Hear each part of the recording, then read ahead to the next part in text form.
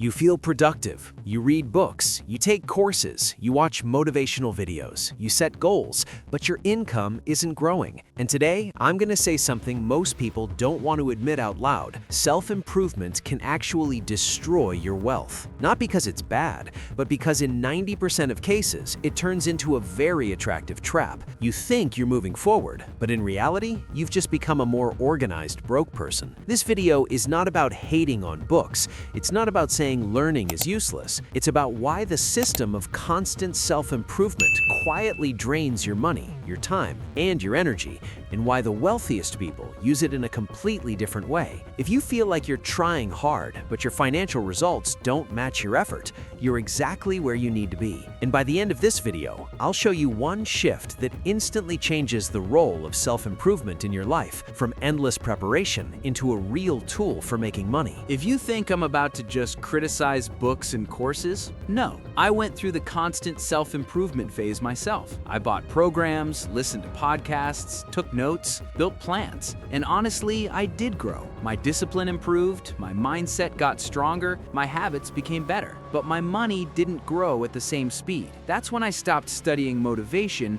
and started studying patterns. I looked at people who have been learning for years and people who are actually building capital. And the difference wasn't in how much they knew. The difference was in how they used what they knew. Most people consume self-improvement like intellectual entertainment. They feel progress, but they don't build an asset. In this video, I'm not here to demotivate you. I'm going to show you where your money and energy might be leaking and how to turn self-improvement into a real income tool. If you feel like you're putting in effort but your financial results don't reflect it, that means you've already noticed something is off. And next, I'm going to ask you a question that might change how you see all of this. Let me ask you one question. If self-improvement really makes people richer, why is the self-improvement industry worth billions while most of its customers are still living paycheck to paycheck? Why do some people buy books and courses for years while others use them as a launchpad and move ahead fast? The difference isn't intelligence, it's not discipline, it's not even the amount of knowledge. The difference is one hidden switch, and almost no one talks about it. In this video, we're going to break down the mechanism that turns self-improvement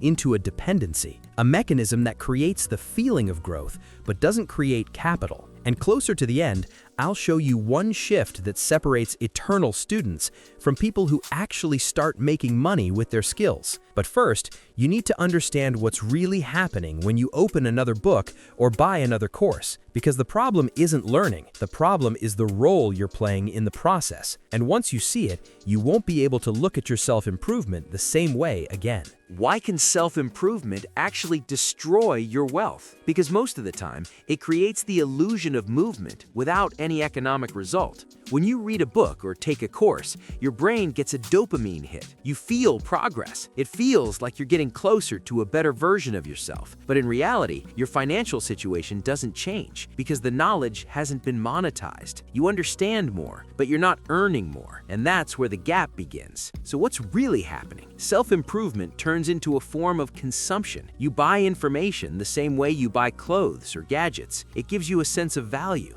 You feel disciplined, self-aware, ambitious. But if that knowledge doesn't turn into a product, a service, or an asset, it stays an intellectual hobby. You upgrade your personality, but you don't upgrade your capital. And the longer you stay in preparation mode, the more comfortable it becomes not to start. So how do you know if you're stuck in this trap? Ask yourself 3 simple questions. First, when was the last time something I learned directly made me money? Second, do I have a project where I'm actively applying what I study? And third, am I learning to build something or just to feel productive? If the answers are uncomfortable, that's okay. This isn't an accusation, it's a moment of awareness. And next, we'll talk about how to move from endless learning into value creation. Because the difference between a wealthy person and an eternal student isn't knowledge, it's the moment they stop preparing and start capitalizing. The good news is, you can get out of this trap. And right now, I'm going to show you a simple 3-step model. Here's where we're going. First, we stop being passive consumers of knowledge. Then we create a point of application. And finally, we turn self-improvement into income. Step 1, stop the endless input. This step sounds counterintuitive. Temporarily stop buying new information. Not forever, but at least until you apply what you already know. Most people collect knowledge faster than they implement it.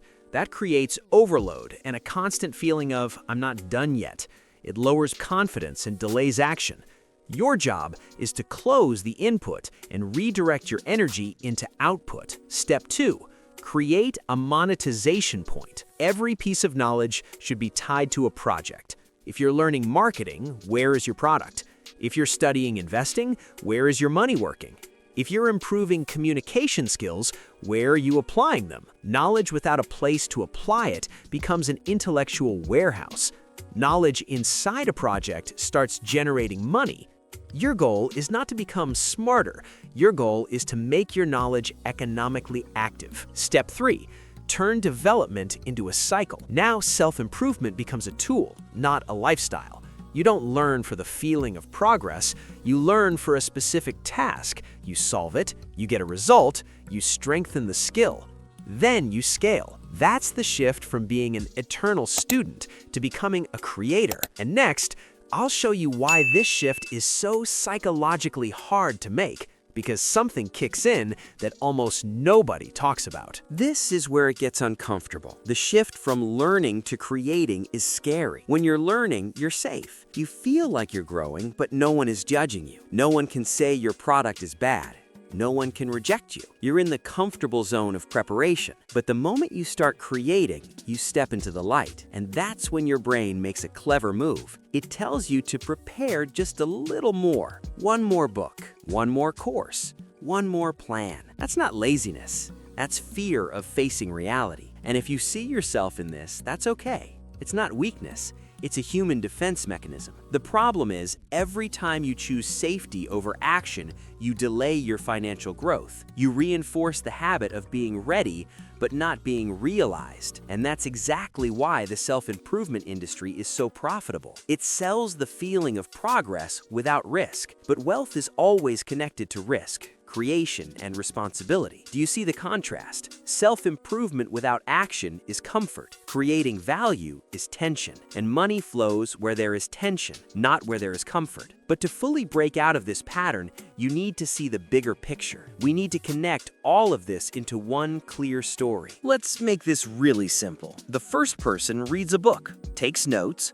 watches a webinar, buys another course, his bookshelf grows, his goal list grows, his confidence grows. For a while, too. But his bank account stays almost the same. Now, the second person. He also reads a book, but after the first chapter, he stops and asks himself, where can I apply this week? He starts a small project, runs a test, gets feedback, makes mistakes, adjusts, and only then goes back to learning. That's the difference. Self-improvement isn't the enemy. The enemy is having no point of application. Imagine a warehouse, a huge warehouse full of knowledge, boxes neatly stacked, everything labeled perfectly, but the doors are closed and nothing leaves the building. Now imagine a factory. Raw materials come in, they get processed, turned into a product, and sold. Most people build a warehouse. Wealthy people build a factory. And by the end of this video, I'll show you the one principle that turns your knowledge warehouse into a working factory that produces capital. Let's look at this like a movie. The main storyline is money. You want financial growth. You want capital, freedom, confidence. You invest time in self-improvement because you believe it will get you there. But then the conflict appears. The effort is there, the results aren't. And the main question stays unanswered.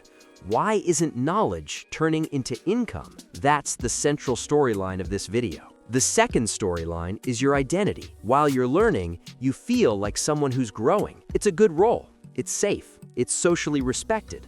You're disciplined. You're working on yourself. But deep inside, tension starts building. You begin to question yourself. Maybe I'm not trying hard enough.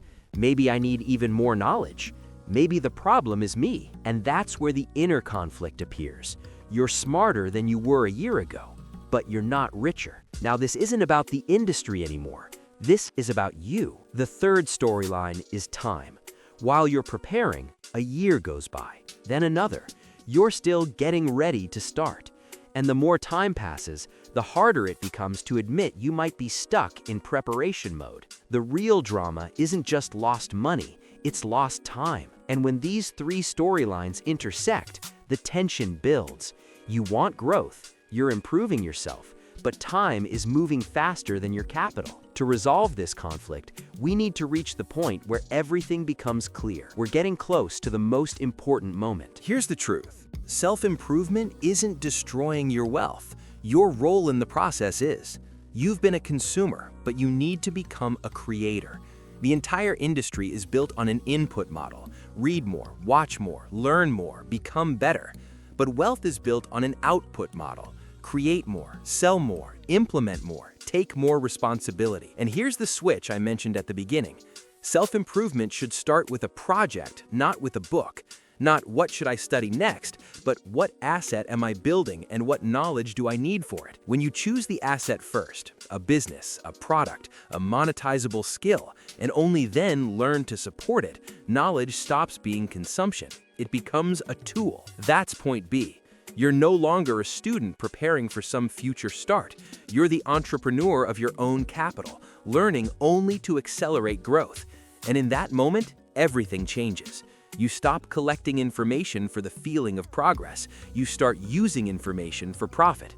That's the line between someone who is always developing and someone who is actually becoming wealthy. But for this shift to stick, we need to close the story the right way. Imagine a person. He genuinely wants a better life. He's not lazy, he's not stupid. He's disciplined, he reads, he works on himself, he tries, he does everything right. But every night, there's the same quiet question in his head. Why am I still not where I want to be? A year ago, he thought he just needed more knowledge. Today, he knows more, but the numbers in his bank account look almost the same. And the most painful part? He starts doubting himself. This story isn't about weakness, it's about the wrong model. You weren't failing, you were just playing someone else's game. You were sold endless preparation, but wealth is built through action, creation, and responsibility. When you change your role, your trajectory changes. You stop asking, what else should I study? And you start asking, what am I building? Where is my asset? Where is my result? And suddenly, self-improvement stops being a crutch. It becomes an accelerator. That's the real help. Not quitting learning, but learning only to create. If you saw yourself in this video, that's not a reason for shame. It's a reset point. And maybe the most valuable thing you can do after watching this isn't to buy another course. It's to open a document, start a project, run a test. Make it small, but make it real. Because wealth doesn't come to those who prepare forever. It comes to those who step into the arena. And if this video made you pause and rethink your role, then it has already started working in favor of your wealth.